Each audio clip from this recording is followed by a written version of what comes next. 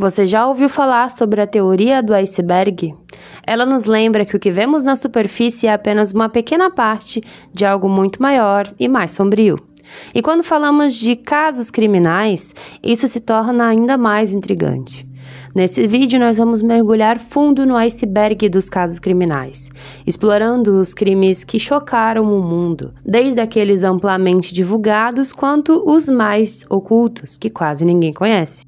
Oi, sejam muito bem-vindos ao canal, eu sou a Naka, e se você é novo por aqui, aproveita e já se inscreve antes de mais nada, ativa o sino para ficar por dentro de todas as novidades, e todo comentário, like e compartilhamento ajuda muito aqui no crescimento do canal. Então, bora pro caso?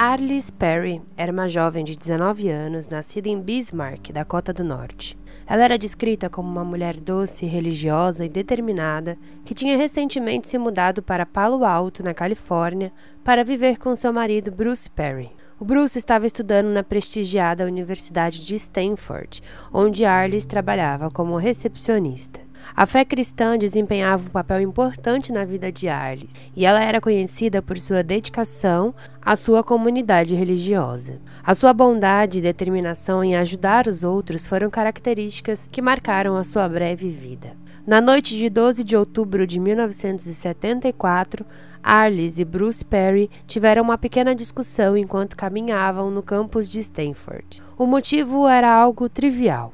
O Bruce reclamou do ar dos pneus do carro. Irritada, a Arliss decidiu entrar na igreja Memorial Church, localizada no campus, para orar e aliviar a tensão. O Bruce voltou para casa, mas a Arliss nunca retornou. Quando Bruce percebeu que a Arliss estava demorando, ele saiu para procurá-la, chegando até a igreja. No entanto, as portas estavam trancadas. Ele chamou a polícia por volta das 3 da manhã, mas os oficiais também não conseguiram entrar. Na manhã seguinte, um segurança que fazia a ronda do local encontrou a cena horrenda.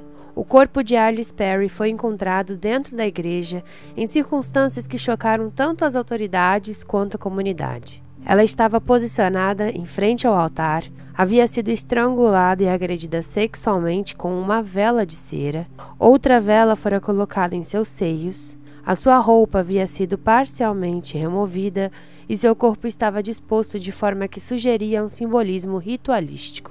Essa cena macabra levantou suspeitas de que o assassino pudesse estar ligado a cultos satânicos ou rituais obscuros, dado o simbolismo e a brutalidade. O caso atraiu a atenção nacional, mas as pistas eram escassas. Muitos aspectos tornaram a investigação complexa. Durante os anos 70, havia uma crescente paranoia nos Estados Unidos sobre práticas ocultas. Então, rumores começaram a circular de que Arliss teria atraído a atenção de um culto após tentar evangelizar membros enquanto ainda estava na Dakota do Norte. Apesar das entrevistas e da coleta de evidências no local do crime, as autoridades não conseguiram identificar um suspeito imediato. Um segurança que trabalhava na Memorial Church naquela noite foi interrogado, mas não havia provas suficientes para incriminá-lo. O caso permaneceu arquivado por décadas, se tornando uma ferida aberta para a família de Arliss e um mistério inquietante para a comunidade de Stanford. Por mais de 40 anos, o assassinato de Arliss Perry permaneceu sem solução. No entanto, os avanços na tecnologia forense trouxeram uma reviravolta no caso. Em 2018, as autoridades revisaram as evidências coletadas em 1974, incluindo amostras de DNA encontradas na cena do crime. Elas levaram ao principal suspeito, Stephen Blake Crawford, o segurança que havia encontrado o corpo de Arliss.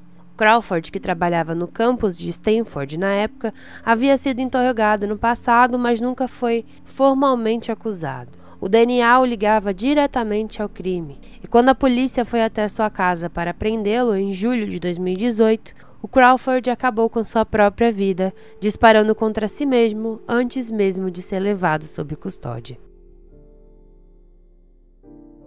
Carl Pazern nasceu em 28 de junho de 1891 em uma fazenda no condado de Polk, Minnesota.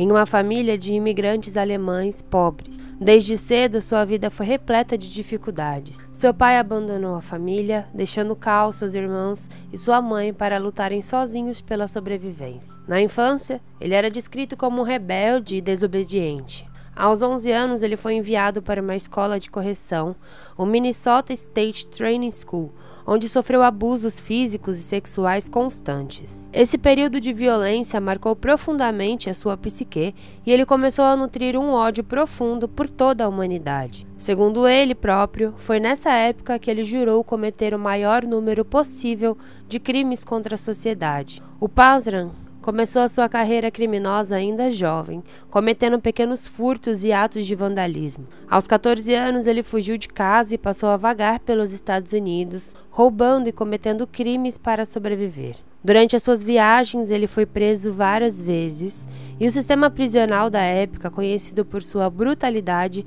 apenas intensificou a sua violência e ódio. Entre suas muitas passagens pela prisão, relatava que ele era regularmente espancado e abusado por guardas e outros prisioneiros. Ele respondia a esses abusos com atos de violência cada vez mais extremos, alimentando a sua reputação como um detento perigoso e incontrolável. E ele não era apenas um criminoso comum. Ele se tornou um assassino em série, um predador sexual, confessando ao longo de sua vida ter cometido inúmeros homicídios e agressões. Segundo as suas próprias palavras, ele teria assassinado pelo menos 21 pessoas, estuprado mais de 1000 homens, um número que ele mesmo admitiu sem qualquer remorso. Ele usava várias táticas para atrair as suas vítimas, muitas vezes oferecendo caronas ou prometendo ajuda. Uma de suas práticas mais frequentes era atacar jovens homens, especialmente marinheiros e vagabundos, que ele via como alvos fáceis. Entre seus atos mais notórios estão o assassinato em Angola, que durante uma viagem à África ele matou um menino que tentou roubá-lo. Ele também confessou ter atirado em trabalhadores locais apenas por diversão. Em 1920, ele roubou um iate de luxo em Nova York e usou o barco para atrair marinheiros que contratava com falsas promessas de trabalho. O Panzram confessou ter matado várias dessas vítimas, jogando seus corpos ao mar. Além de assassinatos, ele também incendiava edifícios e realizava assaltos, sempre com o objetivo de causar o maior caos possível. Em 1928, ele foi finalmente preso em Washington, D.C., por roubo. Durante o interrogatório, ele confessou uma longa lista de crimes, incluindo múltiplos assassinatos, estupros e roubo. O que tornou o Panzram ainda mais perturbador foi a maneira como ele falou sobre os seus crimes, com muita frieza e às vezes até com orgulho. Ele expressava arrependimento apenas por não ter conseguido cometer ainda mais atrocidades. Na prisão, ele escreveu uma autobiografia detalhada, incentivado por um guarda chamado Henry Lesser, que viu algo mais humano em Carl, e lhe forneceu papel e caneta.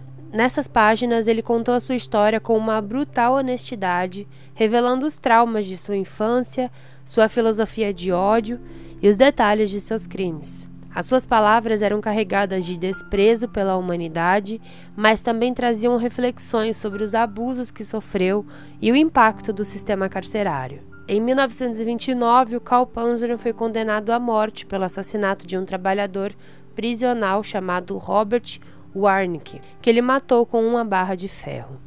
Durante o julgamento, ele se recusou a apresentar defesa ou apelar da sentença, declarando: "Eu mereço ser enforcado, eles merecem me enforcar." Então, em 5 de setembro de 1930, o Panzram foi executado na prisão de Leavenworth, no Kansas. Mesmo no momento da sua morte, ele manteve sua atitude desafiadora. As suas últimas palavras foram dirigidas ao carrasco: "Eu desejo que todos os humanos tivessem um pescoço e que as minhas mãos estivessem em volta dele." Giovanni Brusca nasceu em 20 de fevereiro de 1957 em São Giuseppe Jato, uma pequena cidade na província de Palermo, na Sicília. Ele cresceu em um ambiente cercado pela influência da máfia. O seu pai, Bernardo Brusca, era um mafioso respeitado dentro da Cosa Nostra e Giovanni foi praticamente criado dentro desse sistema. Desde jovem, ele foi ensinado a respeitar a regra do Código de Honra da Máfia, que incluía lealdade absoluta à organização e desprezo pelas autoridades. Nos anos 1980 e 1990, o Brusca começou a ganhar notoriedade como um dos braços direitos de Salvatore Toto Riina, o chefe dos chefes da máfia siciliana. Ele era conhecido como um executor implacável, leal e sem escrúpulos, capaz de cumprir qualquer ordem por mais brutal que seja. O Giovanni Brusca ganhou o apelido de o Scanacristiani, o açougueiro dos cristãos. Tudo por conta de sua crueldade em lidar com os inimigos da máfia. Ele era temido até mesmo entre os próprios mafiosos, que o consideravam impulsivo e brutal. Na mídia e entre os sicilianos, ele era chamado de O Porco, uma referência tanto à sua aparência física quanto à sua falta de escrúpulos. Estima-se que Brusca tenha sido responsável por mais de 100 assassinatos, muitos dos quais ele cometeu pessoalmente. As suas vítimas incluíam não apenas rivais ou traidores, mas também civis inocentes e familiares de seus inimigos. O ato mais infame de Giovanni Brusca foi a sua participação no assassinato do juiz Giovanni Falcone, um dos maiores combatentes da máfia italiana. Em 23 de maio de 1992, o Brusca foi o responsável por apertar o botão que detonou 500 quilos de explosivos colocados em uma estrada próxima a Capatti, matando Falcone, a sua esposa Francesca Morvillo e 3 de seus guarda-costas. Esse ataque marcou um dos momentos mais sombrios da história da Itália e gerou uma onda de revolta nacional contra a máfia. Para Brusca, porém, era apenas mais um trabalho ordenado por seus superiores. Outra atrocidade que manchou para sempre a história de Brusca foi o sequestro e assassinato de Giuseppe Di Matteo, um menino de 11 anos. O Giuseppe era filho de Santino Di Matteo, um ex-membro da máfia que havia se tornado colaborador da justiça, conhecido como Pentito. Para punir e silenciar o Santino, o Brusca ordenou o sequestro de Giuseppe em 1993. O menino foi mantido em cativeiro por 779 dias, durante os quais ele foi torturado física e psicologicamente. Em 1996, temendo que Giuseppe pudesse ser usado como testemunha, caso fosse libertado, o Brusca ordenou que ele fosse estrangulado. Depois disso, o corpo do menino foi dissolvido em ácido, e esse ato gerou uma indignação em todo o país, consolidando Brusca como um símbolo de desumanidade da máfia. Em 1996, o Brusca foi finalmente capturado pela polícia italiana. A sua prisão foi considerada uma vitória significativa na luta contra a máfia, mas também trouxe um elemento inesperado. O Giovanni Brusca decidiu então se tornar um pentito. Como um colaborador da justiça, ele forneceu informações valiosas sobre a estrutura, os métodos e os crimes da Cosa Nostra. Ele revelou segredos sombrios sobre o assassinato de Falcone e outros crimes de alto perfil, ajudando as autoridades a prender outros membros da máfia e a desmantelar partes importantes da organização. Embora sua colaboração tenha sido crucial para a justiça italiana, ela também gerou indignação. Muitos acreditavam que Brusca, responsável por tantos crimes atrozes, não merecia os benefícios concedidos aos colaboradores. Ele foi condenado a várias penas de prisão, mas devido à sua colaboração, ele recebeu uma redução significativa na sentença. Então, em 2001, após cumprir 25 anos de prisão, o Giovanni Brusca foi libertado. Sua libertação provocou protestos e reações emocionadas, especialmente das famílias das vítimas. Muitos questionaram como alguém com um histórico tão violento poderia ser libertado, enquanto outros reconheceram o papel essencial que ele desempenhou na luta contra a máfia. Carla Homolka nasceu em 4 de maio de 1970 em Port Credit, Ontário, Canadá. Ela cresceu em uma família de classe média, como uma garota aparentemente normal, descrita como inteligente, sociável e amante de animais. Ela trabalhou em uma clínica veterinária e parecia destinada a ter uma vida tranquila e convencional. No entanto, essa imagem foi profundamente alterada quando ela conheceu Paul Bernardo em 1987, aos 17 anos. O encontro com o Paul foi transformador para Carla. Ele era carismático, bonito e manipulador.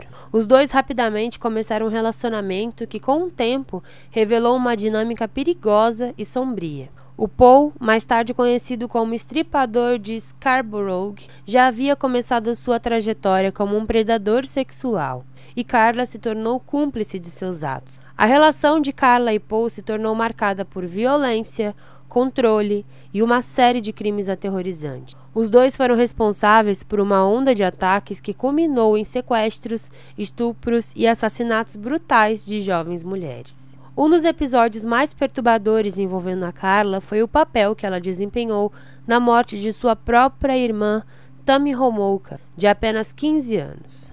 Em 1990, como um presente de Natal para o Paul, a Carla ajudou a sedar a Tammy com medicamentos roubados do seu trabalho. A jovem foi drogada, abusada sexualmente pelo Paul e Carla e morreu durante o ataque, sufocada pelo próprio vômito. Apesar das circunstâncias suspeitas, a morte inicialmente foi tratada como um acidente. Em 1991 e 1992, o casal sequestrou, abusou e assassinou Leslie Mahaffey, de 14 anos, e Kristen French, de 15 anos. As duas garotas foram submetidas a torturas inimagináveis antes de serem mortas. O Paul gravou em vídeo grande parte desses abusos e Carla apareceu em alguma das filmagens, demonstrando não apenas cumplicidade, mas também uma participação ativa nos crimes. Em 1993, a investigação policial levou à prisão de Paul Bernardo e as evidências começaram a apontar para o envolvimento de Carla.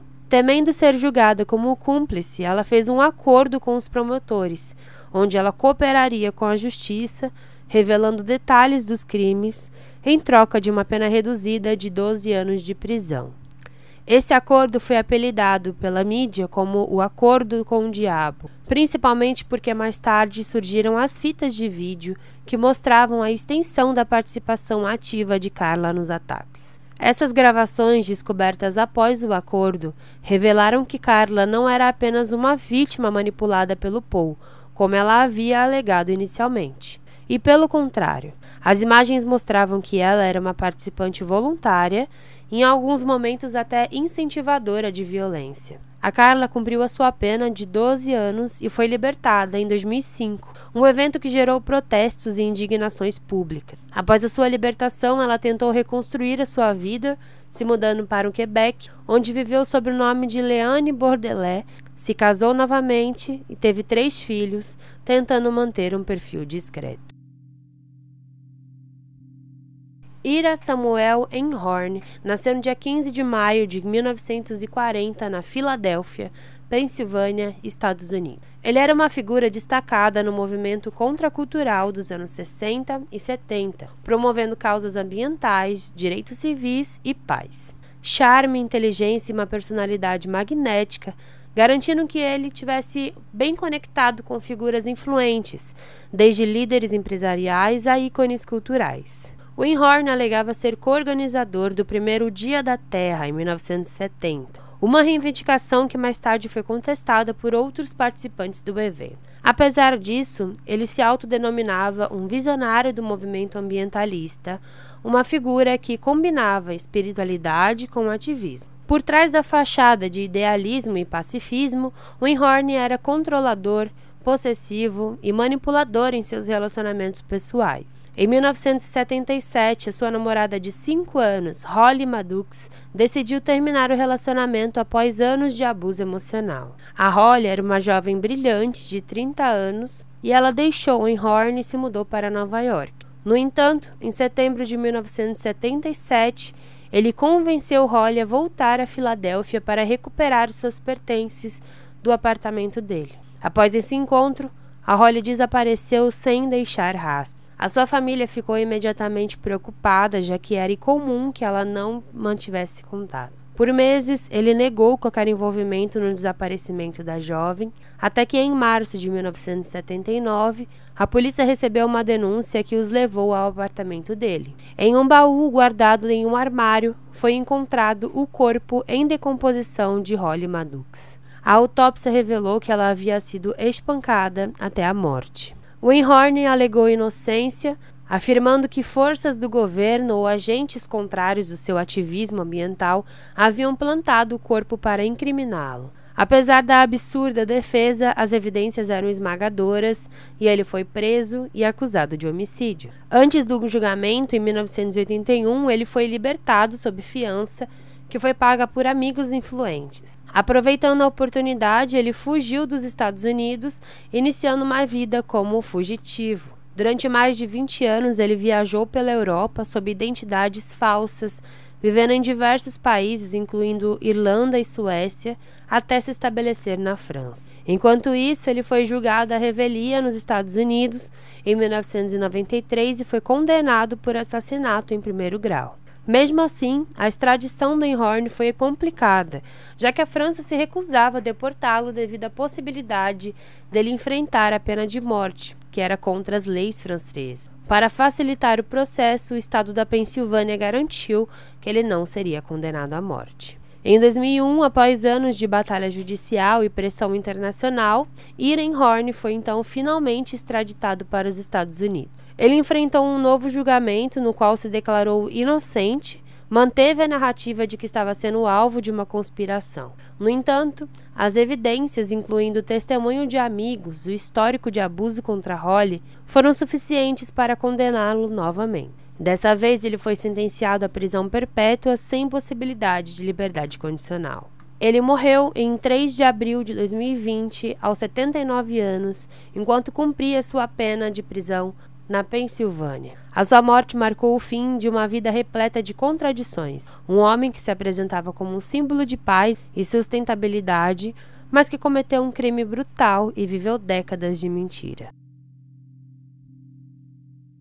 Dean Arnold Crowe nasceu no dia 24 de dezembro de 1939 em Fort Wayne, Indiana. Sua infância foi marcada por conflitos familiares e um relacionamento difícil entre seus pais, que se divorciaram e se reconciliaram várias vezes antes de se separarem definitivamente. O Dean foi descrito como uma criança introvertida e sensível, frequentemente isolado socialmente. Nos anos 60, após a separação dos seus pais, ele se mudou com sua mãe e seu irmão para Houston, no Texas. Lá, a sua mãe abriu uma loja de doces chamada Pecan Prince, onde o Dean começou a trabalhar. Foi nesse período que ele ganhou o apelido de Candyman, por distribuir doces para as crianças da vizinhança, um gesto que parecia inocente, mas que mais tarde revelaria algo sinistro. O Dean Crowe era conhecido como um homem tranquilo, educado e carismático. Ele conquistava facilmente a confiança das pessoas, especialmente de crianças e adolescentes. Além de distribuir doces, ele organizava festas e criava um ambiente de amizade que atraía garotos mais jovens para sua casa. Esse comportamento mascarava uma verdadeira natureza e lhe permitiu construir um ciclo de vítimas com pouca desconfiança inicial. No final dos anos 60, o Dean começou a se aproximar de jovens em Houston Heights, uma área de classe média baixa, e foi lá que ele conheceu David Brooks, um adolescente vulnerável que rapidamente se tornou seu cúmplice. Mais tarde, outro jovem chamado Elmer Wayne Henley também se juntaria ao esquema. O Dean oferecia dinheiro e favores a esses garotos para que trouxessem outras vítimas a ele. Os alvos eram principalmente meninos e jovens de 13 a 20 anos que ele sequestrava, torturava, estuprava e matava em sua casa ou em locais remotos. Ele documentava muitos desses atos em detalhes perturbadores, demonstrando a extensão da sua crueldade. As vítimas geralmente eram atraídas para a casa do Dean com promessas de festas, dinheiros ou drogas. Lá, elas eram amarradas em uma prancha de madeira que ele chamava de prancha de tortura, e ele as submetia a abusos físicos e psicológicos antes de matá-los, geralmente por estrangulamento ou tiros. Os corpos eram descartados em diferentes locais, incluindo praias remotas, pântanos e áreas rurais ao redor de Houston. Entre 1970 e 1973, ele e seus cúmplices mataram pelo menos 28 jovens. Durante anos, as famílias das vítimas buscaram desesperadamente por resposta, muitas vezes sendo ignoradas pela polícia, que considerava os desaparecimentos como fugas voluntárias. Em 8 de agosto de 1973, os atos de Jim Cole chegaram a um fim inesperado. O Elmer, que atuava como cúmplice do Cole, convidou 2 amigos, Tim Curley e Rhonda Williams, para uma festa na casa do Jim. O comportamento dele naquela noite se tornou algo imprevisível, e ele tentou atacar o Elmer e seus 2 amigos. Desesperado, o Elmer pegou uma arma e atirou em Jim Cole, matando-o. Depois, ele foi à polícia e confessou não apenas o assassinato do Jim, mas também os detalhes dos crimes que haviam ocorrido nos últimos anos. A sua confissão levou à descoberta das vítimas. Sua confissão levou à descoberta dos corpos das vítimas enterrados em vários locais, e a magnitude dos crimes chocou o país. A descoberta dos assassinatos em série de Jim Cole revelou uma história de negligência, abuso e horror. Os seus cúmplices, Elmer e Brooks, foram julgados e foram condenados à prisão perpétua por seu papel nos crimes. Embora ele tenha sido morto antes de enfrentar a justiça, o caso continua sendo lembrado como um dos mais terríveis da história criminal americana. Um aviso sombrio sobre os perigos de confiar cegamente em pessoas que na superfície parecem gentis e inofensivas. Kelly Ann Bates nasceu em 18 de maio de 1978 em Hattersley, uma cidade no distrito de Greater Manchester, na Inglaterra. Desde pequena, ela era descrita como uma garota doce, alegre e cheia de vida. Os seus pais, Margaret e Tommy Bates, eram protetores, amorosos e dedicavam a sua vida à criação de Kelly e seus irmãos. Ela tinha um grande círculo de amigos e era muito conhecida por ser carinhosa e confiável. Quando adolescente, a Kelly sonhava com o futuro. Ela tinha uma personalidade vibrante, um senso de humor encantador e uma energia que iluminava todos que estavam ao seu redor. Porém, aos 14 anos, sua vida tomou um rumo sombrio quando ela conheceu James Patterson Smith. O James era um homem de 48 anos quando conheceu Kelly, ou seja, 32 anos mais velho que ela. Inicialmente, ele se apresentou como um homem charmoso e atencioso, ganhando a confiança de Kelly e, eventualmente, de sua família. No entanto, ele já tinha um histórico de violência contra mulheres, algo que só seria descoberto após a sua prisão. O James rapidamente começou a isolar a Kelly de seus amigos e familiares, um padrão comum em casos de abusos emocionais. Ele a manipulava, fazia com que ela acreditasse que dependia dele e criava um ambiente onde ela tinha medo de deixá-lo. Com o tempo, o James se tornou cada vez mais controlador e abusivo. Ele a impediu de frequentar a escola, limitou as suas interações com amigos e familiares, e Kelly, que era sempre tão vibrante e cheia de vida, começou a se afastar de todos que se preocupavam com ela. A família de Kelly suspeitou que algo estava errado. Margaret, sua mãe, confrontou a Kelly várias vezes sobre o relacionamento, mas ela sempre defendia o James. Como muitas vítimas de abuso, a Kelly estava presa em um ciclo de medo e lealdade, acreditando nas promessas de mudança do James ou temendo as consequências de deixá-lo. No dia 16 de abril de 1996, a Kelly foi assassinada de forma brutal por Smith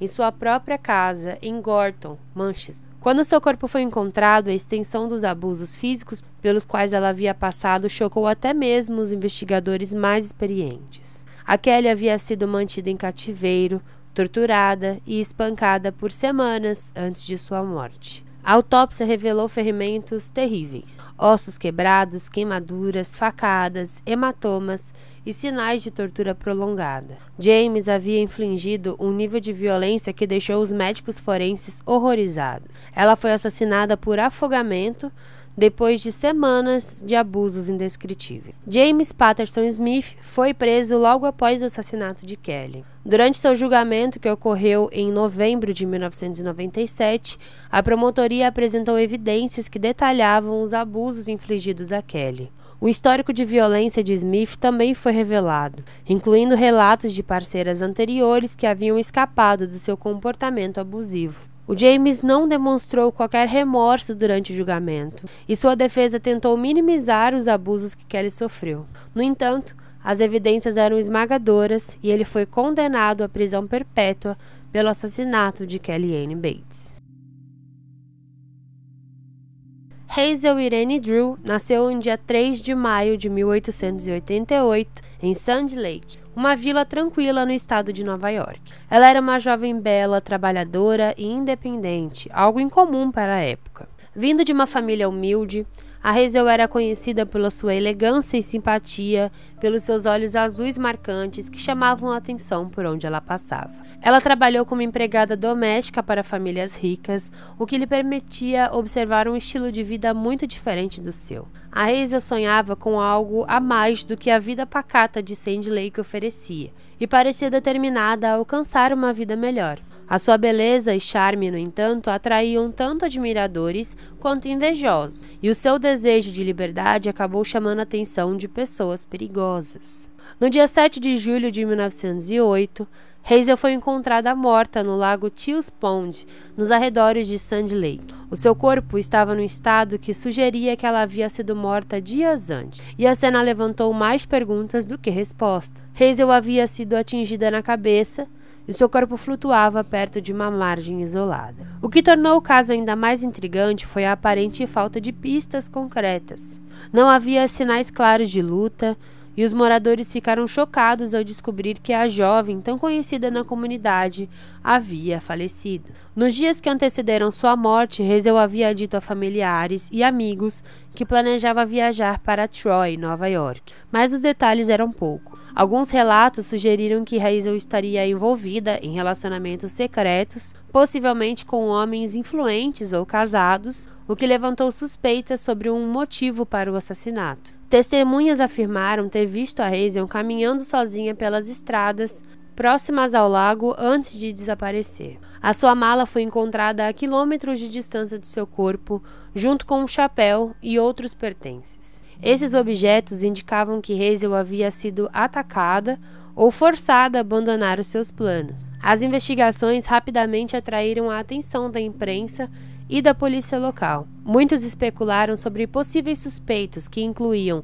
Thomas Hurley, um fazendeiro que morava perto do lago, Hiram Keeler, que era um dentista mais velho e casado, que alguns acreditavam ter tido um relacionamento com Hazel, e alguns homens ricos e influentes que contratavam a Hazel como empregada, levantando questões sobre segredos que ela poderia ter descoberto. Apesar das investigações, nenhuma acusação foi formalizada, e o caso permaneceu sem solução. A falta de tecnologia forense na época, combinada com o sigilo de algumas testemunhas, dificultou ainda mais qualquer resolução do crime. Décadas depois, a história de Hazel Drew inspirou Mark Frost, co-criador de Twin Peaks. O Frost ouviu o caso por meio de sua avó, que cresceu na área de Sand Lake, e lhe contou a história de Hazel como uma advertência sobre os perigos que poderiam espreitar jovens mulheres. Na série, o mistério em torno de Laura Palmer, uma adolescente aparentemente perfeita encontrada morta, reflete muitos elementos do caso Hazel Drew. A dualidade da personalidade da vítima, os segredos escondidos sob a superfície de uma comunidade pequena e o impacto duradouro do crime não resolvido. O caso de Benny Evangelista é uma das histórias mais perturbadoras da história criminal americana, envolvendo assassinato, ocultismo e mistério. Benny, nascido na Itália em 1885, imigrou para os Estados Unidos com um sonho de uma vida melhor. Ele se estabeleceu em Detroit, onde rapidamente construiu uma reputação como um profeta divino. Além de ser um bem-sucedido corretor de imóveis, ele realizava rituais espirituais, vendia feitiços e curas psíquicas, e escrevia sobre visões que alegava receber diretamente de Deus. Sua casa, na St. Aubin Street, era peculiar.